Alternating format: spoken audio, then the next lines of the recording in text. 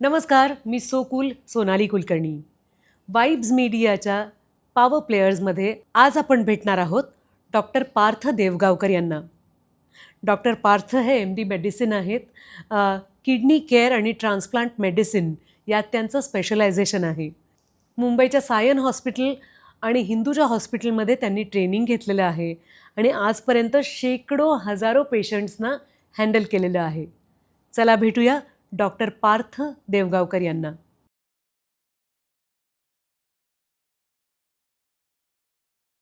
नमस्कार doctor. Power प्लेयर्समध्ये तुमचं मनापासून स्वागत आहे.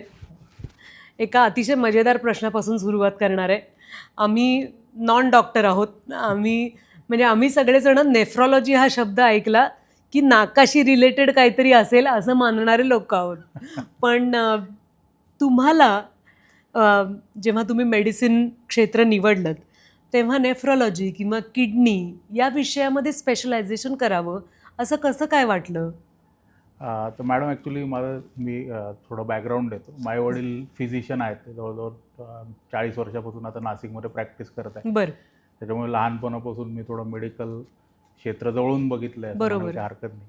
स्कूलमध्ये चांगला स्टुडंट होतो. ॲक्च्युली मी CETत नाशिक जिल्ह्यात फर्स्ट आलो होतो. सायनला ॲडमिशन मिळाली.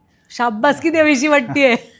तर सायनला ॲडमिशन मिळाली MBBSला. MBBSमध्ये कळालं की सर्जरी काही आपल्या बसची बात नाही आहे त्याच्यासाठी. तर त्याच्यामुळे मेडिसिनच प्रिफरन्स होतं. MD करताना मी जिथे MD केलं तिथे आम्हाला नेफ्रोलॉजी पेशंटचा एक्सपोजर खूप होता. बरं. त्यामुळे हळूहळू इंटरेस्ट तर वाढतच गेला आणि मेडिकल प्रोफेशनमध्ये असं म्हणतात की nephrology is the closest thing to medicine. म्हणजे कार्डिओलॉजीमध्ये कसं प्रोसिजर्स बाकी बऱ्याच गोष्टी असतात, पण nephrology is the closest thing to pure medicine. तर आणि बरेच कॉम्प्लेक्स केसेस जे असतात ते युजली कधी काही ना काही किडनीवर त्याचे रिलेटेडच असतात. तर त्याच्यामुळे मला इंटरेस्ट तर होताच. आणि लकीली मला मग चांगलं इन्स्टिट्यूट म्हणजे हिंदुजा हॉस्पिटलमध्ये मी माझं नेफ्रोलॉजीचं ट्रेनिंग केलं आणि त्या दरम्यान मग नेफ्रोलॉजीचे जे गुंतागुंतीचे जे विषय आहेत जसे की ट्रान्सप्लांट आणि डायलिसिस हे खूप जवळून बघायचं म्हणजे एक चान्स मिळाला. आणि तर नाशिकमध्ये मी साधारण 5 वर्ष झाले मी आता की नाशिकमध्ये आता प्रॅक्टिस करत आहे. त्याआधी मी सायनमध्ये 1-2 वर्ष ॲज अ लेक्चर म्हणून काम केलं. बरं. म्हणजे या क्षेत्राचा अनुभव घेत घेत तुम्ही नाशिकमध्ये आला. मी प्रॉपर नाशिकचाच आहे आणि बरोबर. माझं स्कूलिंग वगैरे सगळं इथेच झालेलं आहे. आणि मग आमचं आणि माझ्या वडिलांचं बॅकग्राऊंड असल्यामुळे तर मग I prefer to stay back in Nashik. आणि खरंच आहे, आपण जिथून सुरुवात केली तिथल्या रहिवाशांना आपल्या ज्ञानाचा फायदा मिळणं याचा एक आनंद वेगळाच असतो. डॉक्टर, आजकाल आपण बघतोय की किडनी विषयक आजार तक्रारी या वाढत आहेत. त्याचं कारण काय असू शकेल आणि अर्ली स्टेजमध्ये हे हे पेशंट म्हणून आम्ही कसं डिटेक्ट करावं, त्याच्यासाठी काय काळजी घ्यावी? तर ॲक्च्युली तर तसं पाहिलं तर किडनी डिसीज व्हायचं सगळ्यात प्रमुख कारण असतं म्हणजे डायबिटीज. बरं. साधारण 30 ते 40% लोक ज्यांना डायबिटीज असतो त्यांना किडनीवर त्यांचा परिणाम होतो कमी जास्ती प्रमाणात. म्हणजे काही लोकांना माइल्ड किडनी डिसीज असतो, काही लोकांना एकदम सिव्हिअर किडनी डिसीज असतो. तर जसं जसं आता आपली जी लाईफस्टाईल जे आपण ॲडॉप्ट करत आहोत, वेस्टर्न काही गोष्टी बऱ्याच ॲडॉप्ट करत आहोत, प्रोसेस फूडचं इंटेक वाढलेलं आहे आपल्याकडे. एनिवेज सेंट्रल ओबेसिटी वगैरे इंडियामध्ये थोडी जास्तीच आहे. त्यामुळे डायबिटीजचंच प्रमाण वाढत चाललं आहे. तर हळूहळू त्या संबंधित किडनी डिसीजेसचे पण प्रमाण वाढत चालले आहे. दुसरं प्रमुख जे कारण असतं ते म्हणजे हायपरटेन्शन, म्हणजे ज्याला आपण उच्च रक्तदाब म्हणतो, BPचा आजार. तर basically hypertension is the second cause which can primarily cause म्हणजे लो BP आणि हाय BP मधलं नाही, हायपरटेन्शन म्हणजे उच्च रक्तदाब. ओके. तर उच्च रक्तदाबामुळे किडनीवर परिणाम होतो. बऱ्याच वेळा किडनीच्या आजारांमुळे उच्च रक्तदाब होतो. तिसरं प्रमुख कारण म्हणजे किडनी स्टोनचे आजार. आता नाशिकच्या आजूबाजूला जे पेरिफेरल एरियाज आहेत तिथे जे पाणी जे वापरलं जातं, अनफॉर्च्युनेटली बरेच लोक बोरचं पाणी पितात विदाऊट युजिंग फिल्टर्स. काही लोकांना ज्यांना जेनेटिक टेंडन्सीज असतात आणि असं तुम्ही जर पाणी पिलं आणि परत उष्णतेत काम केलं तर किडनी स्टोन व्हायचे प्रमाण वाढतं. तर that is the third most common cause की ज्यांनी किडनीचे आजार होतात. आणि किडनीचे स्वतःचेही काही आजार असतात जसे ग्लोमरल म्हणजे प्रायमरी किडनी डिसीजेस ज्याला आम्ही म्हणतो, त्याला नेफ्रॉटिक सिंड्रोम वगैरे, म्हणजे असे काही किडनीचे संबंधित आजार असतात. तर हे डिटेक्ट कसे करायचे, तर किडनीच्या आजारांचा बऱ्याच वेळेस प्रॉब्लेम काय असतो, आता तुम्हाला हार्ट अटॅक आला, तुम्हाला छातीत दुखतं, तुम्ही लगेच डॉक्टरकडे जाता. पण किडनी संबंधित जे इश्यूज असतात ते बऱ्याच वेळा अर्ली स्टेजमध्ये काहीच लक्षणं नसतात. त्याच्यामुळे स्क्रीनिंग हे खूप गरजेचं आहे. एस्पेशली जर तुम्हाला हायपरटेन्शन म्हणजे ब्लड प्रेशर आहे किंवा डायबिटीज आहे, तर तुम्हाला ते स्क्रीनिंग करणं गरजेचं आहे. बऱ्याच वेळा स्क्रीनिंगमध्येच ते आजार डिटेक्ट होतात. बरं. दुसरी गोष्ट म्हणजे म्हणजे स्क्रीनिंग तर झालं, पण दुसरी गोष्ट म्हणजे जर तुम्हाला काही चेहऱ्यावर सूज येते आहे, पायावर सूज येत आहे, तर तुम्ही डेफिनेटली एकदा किडनीच्या तपासण्या करून घेणं गरजेचं आहे. तुम्हाला जर तुमचं ब्लड प्रेशर वाढलेलं आहे, ते कंट्रोल होत नाही आहे, बऱ्याच वेळा हे पण किडनीच्या आजाराचं लक्षण असतं. तर हे जर सगळे लक्षणं तुम्हाला असतील, तर तुम्हाला म्हणजे तुमचं किडनी टेस्टिंग करून घेणं गरजेचं आहे. म्हणजे जनरली वर्षातनं एकदा तरी तुम्ही लिपिड प्रोफाईल करून घ्या असं म्हणतात. Yes. त्यातनं सुद्धा हे कळू शकेल का बेसिक? तर किडनीच्या ज्या तपासण्या आपण करतो त्या म्हणजे रिनल फंक्शन टेस्ट त्याला म्हणतो आम्ही. त्याच्यात बरं. प्रायमरीली आपण सिरम क्रिएटिनिन नावाचं एक घटक जे आहे ते बघतो. त्याच्यावरून एक GFR आपण कॅल्क्युलेट करतो. GFR म्हणजे ते दाखवते की आपल्याला किडनी किती काम करत आहे. दुसरं महत्त्वाचं किडनी संबंधित जे टेस्ट असतात ते असतात की तुम्ही युरिनची तपासणी करावं लागतं. म्हणजे कारण किडनीचं काम आहे की रक्त फिल्टर करून युरिन बनवणं. ते युरिन जे ॲबनॉर्मॅलिटीज आहेत, समजा तुम्हाला युरिनमधून रक्त जात आहे किंवा तुम्हाला युरिनमध्ये फेज जाणवत आहे, तर तुम्ही डेफिनेटली हे सगळे टेस्ट करून घ्यायला पाहिजे. युरिन रुटीन करायला पाहिजे आणि गरज पडली तर युरिनमध्ये प्रोटीन किती जाते याच्या टेस्ट करायला पाहिजे. थोडक्यात कसं आहे की दागिना मिळालेला असतो, पण त्याचा कस तपासायला आपण सोनाराकडे जातो. येस. तसं काहीतरी आपल्याला बदल जाणवत असेल, येस. छोटासा जरी त्रास होत असेल, तर आपल्या फिजिशियनला म्हणजे फॅमिली डॉक्टरना भेटावं. त्याच्या पुढे त्यांनी सांगितलेल्या तज्ज्ञांकडे जावं. तर बेसिकली काय असतं ना, म्हणजे आम्ही बऱ्याच वेळा असे पेशंट बघतो की ज्यांना काहीच त्रास नसतो आणि एक 10-15 दिवसापासून त्यांना असं कसं तरी वाटायला लागलं असतं. मग ते टेस्ट करतात, त्यांचं क्रिएटिनिन खूप हाय डिटेक्ट होतं. मग आम्ही टेस्ट इन्व्हेस्टिगेशन करतो, सोनोग्राफी वगैरे करतो. किडनी लहान झालेली अशी कळते, डायलिसिस चालू करावं लागतं. मग आम्ही जेव्हा पेशंटला विचारतो तेव्हा पेशंट म्हणतो की सर मला एक साधारण 6 महिन्यापासून थोडं थोडं काहीतरी गडबड जाणवत आहे. पण ते काय होतं की आपण बिझी असतो, दुर्लक्ष करतो. तर म्हणजे किडनीचाच आजार नाही, पण बरेच आजार असे मिस होऊ शकतात इनिशियल बरोबर, स्टेजेसमध्ये. आणि बरोबर. बऱ्याच वेळा जर इनिशियल स्टेजेसमध्ये ते डिटेक्ट झाले तर आपण काही ॲक्शन घेऊ शकतो. बरोबर. आता तुम्ही बोलता बोलता डायलिसिसचा उल्लेख केलात. तर डायलिसिस आणि किडनी ट्रान्सप्लांट यातला बेस्ट ऑप्शन काय असतो? डायलिसिस म्हणजे नक्की काय? आणि हे ठरवण्याची प्रोसेस काय असते डॉक्टर? याबद्दल आम्हाला जरा सांगाल का? तर आता जो तुम्ही क्वेश्चन विचारला आहे तो खूप महत्त्वाचा प्रश्न आहे. म्हणजे डायलिसिस हा शब्द ऐकला की बरेच पेशंट आमच्या इथून ते ऐकूनच निघून जातात. कारण dialysis has lot of misconception. हो. डायलिसिसबद्दल लोकांचे खूप गैरसमज असतात. अनफॉर्च्युनेटली म्हणजे आपण जितका पेरिफेरी जातो तितके हे गैरसमज वाढत जातात.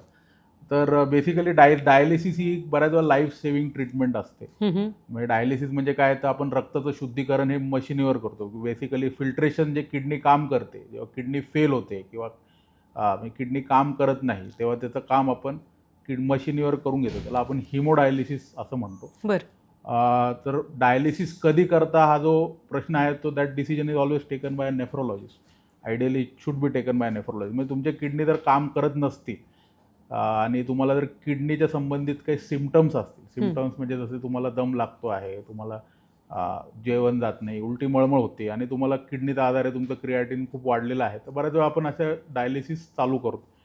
डायलिसिस कधी कधी तात्पुरतं लागतं, ज्याला आपण ॲक्यूट किडनी इंजुरी म्हणतो. म्हणजे किडनीला झालेला तात्पुरता आजार, बऱ्याच वेळा ते रिकवर होतं, डायलिसिस बंद होतं. पण काही पेशंट असे असतात की ज्यांना डायलिसिस परमनंटली करावं लागतं. म्हणजे आठवड्यातून 2दा किंवा 3दा आपण हे ऐकलंय म्हणजे अनेकदा. तर बऱ्याच वेळा आपण 2दा किंवा 3दा डायलिसिस चालू ठेवतो. अशा पेशंट्समध्ये जेव्हा किडनी तुमची पूर्णपणे फेल झालेली असते तेव्हा dialysis acts as a bridge to transplant. म्हणजे कारण तुम्हाला किडनी बंद झालेली आहे, तर तुम्हाला जिवंत ठेवण्यासाठी डायलिसिस हे मदत करते आणि डायलिसिसवरही बरेच वर्ष लोक जगू शकतात. अनफॉर्च्युनेटली आपल्या देशात ट्रान्सप्लांटबद्दल तेवढा अवेअरनेस नाही आहे. बऱ्याच लोकांकडे डोनर नसतो. बऱ्याच लोकांचं एज खूप असतं, ट्रान्सप्लांट सर्जरीसाठी फिट नसतात, बऱ्याच लोकांना फायनान्शियल इश्यूज असतात, त्याच्यामुळे सगळ्यांचं ट्रान्सप्लांट करणं शक्य होत नाही. तर बऱ्याच लोकांना डायलिसिस ही एंड ट्रीटमेंट असते. म्हणजे ते डायलिसिसवर लोक आणि वर्षानुवर्ष जगतात, त्यांचे रुटीन ॲक्टिव्हिटीज करतात. फक्त इनिशियल जी भीती असते, बऱ्याच वेळा डायलिसिस चालू करायलाच लेट होतं, त्याच्यामुळे डायलिसिस रिलेटेड कॉम्प्लिकेशन्स आपण बरेच बरोबर आहे. बघतो. जर तुम्ही टाईमली डायलिसिस चालू केलं, व्यवस्थित डायलिसिस चालू केलं, तर तुम्ही एखाद्या माणसाला डायलिसिस करणाऱ्या माणसाला रस्त्यावर जरी भेटले तरी तुमच्या लक्षात नाही येणार की हा माणूस आजारी ट्रीटमेंटवर आहे आहे. आणि तो dialysis. Basically it is to live with disease. म्हणजे आजार आहे आणि you to live with the disease. Dialysis helps with that. मी जसं म्हटलं की dialysis is a bridge to transplant.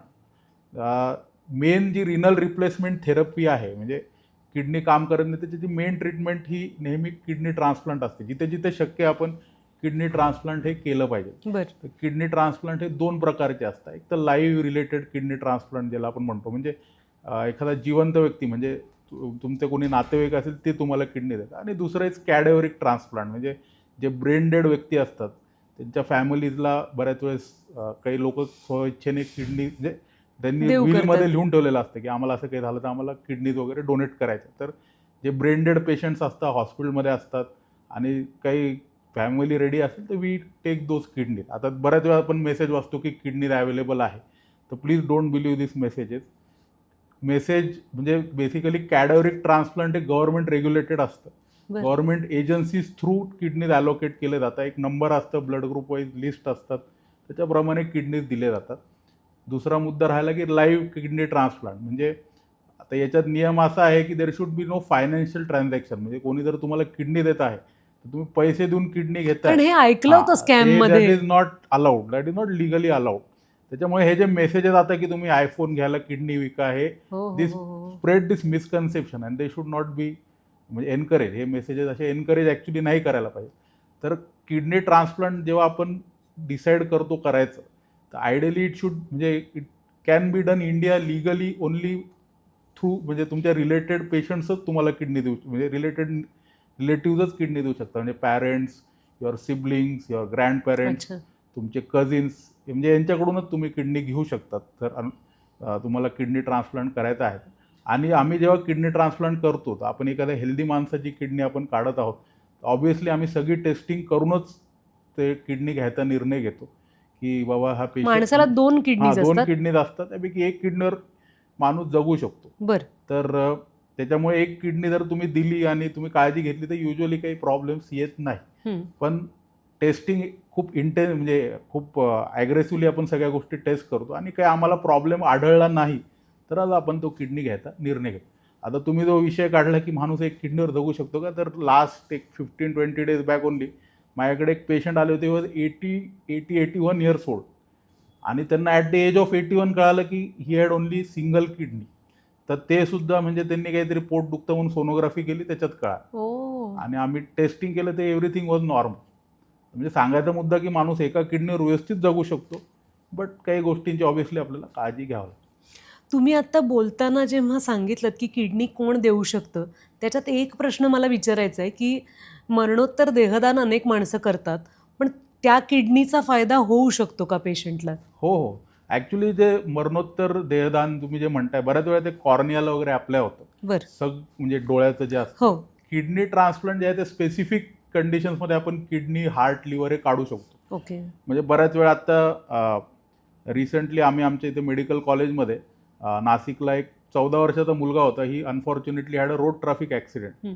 तर बेसिकली अदरवाईज तो हेल्दी होता, बट तो ब्रेन डेड होता. तर his family agreed to give both his kidneys, अरे वा. लिव्हर, लंग्स, म्हणजे एका माणसाने बेसिकली 5 लोकांना जीवदान दिलं. तर हे म्हणजे ट्रॅजेडीमध्ये पण या गोष्टींचा, म्हणजे यू कॅन काय म्हणता येईल त्याला, म्हणजे कोणासाठी तरी हां, जीवनदान ठरलं. जीवनदान ठरलं. ते अनफॉर्च्युनेट गोष्ट होती, बट फॅमिली टूक दॅट डिसिजन.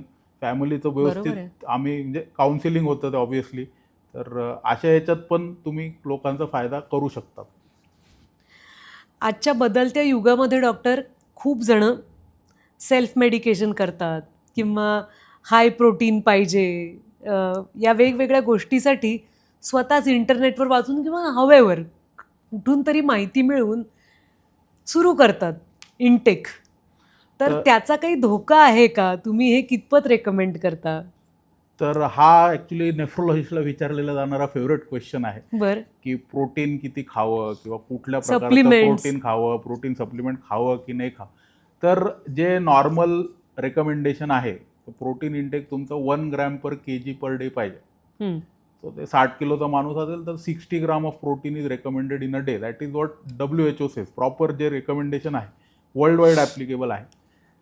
दुसरी गोष्ट म्हणजे प्रोटीन सोर्स कुठला आहे, प्लांट बेस्ड की animal based. Plant based is safer than animal based. म्हणजे आपण जे वेज प्रोटीन्स असतात कन्सिडर टू बी सेफर, म्हणजे किडनीसाठी मग तुम्हाला काही आजार नसले तरी you should get kidney function test done.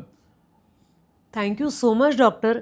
आम्हाला समजेल अशा शब्दात तुम्ही आज किडनीच्या विकारांची आणि ते विकार होऊ नयेत यासाठी काय केलं पाहिजे याची माहिती सांगितलीत. पॉवर प्लेयर्सच्या पूर्ण टीमतर्फे मी तुमचे मनापासून आभार मानते Thank you. आणि अनेक पेशंट्सचे आशीर्वाद तुम्हाला आयुष्यभर मिळत राहोत याच आमच्या शुभेच्छा. Thank you for Thank you. Inviting. Thank you sir.